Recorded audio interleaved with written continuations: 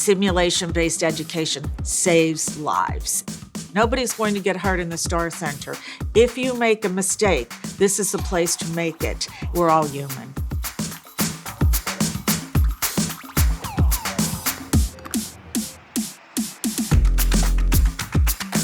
As a nursing instructor for over 40 years, I realized that there were many nursing students who were not successful. They really had the knowledge and the skills that they needed. However, they lacked the ability to perfect these skills in the way that they learned best. So I thought we could have so many more nurses if we use simulation as a teaching and a learning tool.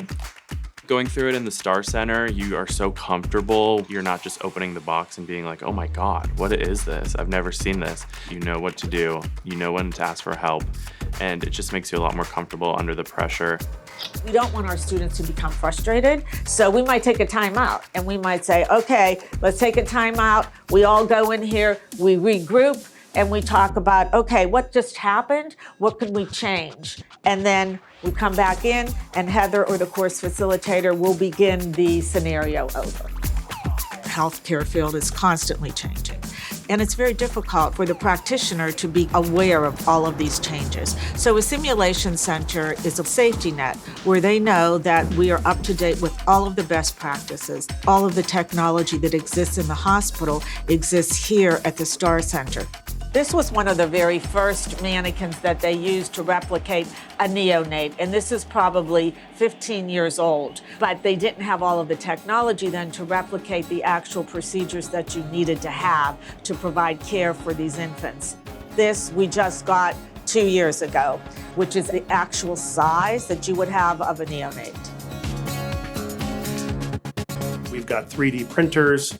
We're creating a lot of things here on site that help us from a prop standpoint to be able to really stage the scenario with a lot of things that are familiar to folks. And it's a little bit like how long it takes your mind to adapt to being in virtual reality. The first 10 to 15 seconds, you're kind of like, oh, this is, and all of a sudden you're engaged and now you're in it. We have a lovely open fracture here. It's not necessarily something you see every day in nursing care, but it's something that when you do see it, you want to make sure you know how to react appropriately. That includes, in some cases, not letting the patient know how freaked out you are by their injury. Hearing the simulator, touching the simulator, having it respond, it just gives them confidence in their practice. You give them the authority to be like, okay, what is happening? What is the situation and what should I do to make this patient better?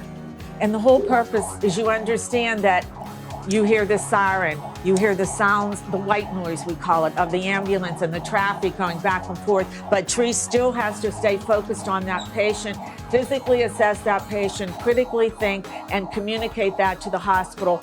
You're experiencing something that you've experienced before, and that's part of your imprinted memory. You say to yourself, oh, I remember this happening to me once before. This is what I did. If you don't practice, if you don't communicate to your team members, errors do occur. And errors can be somebody's life. So many lives have been impacted by the STAR Center. And I know that, that somewhere in any part of the world, somebody's trained at the STAR Center and they're a better practitioner because of it.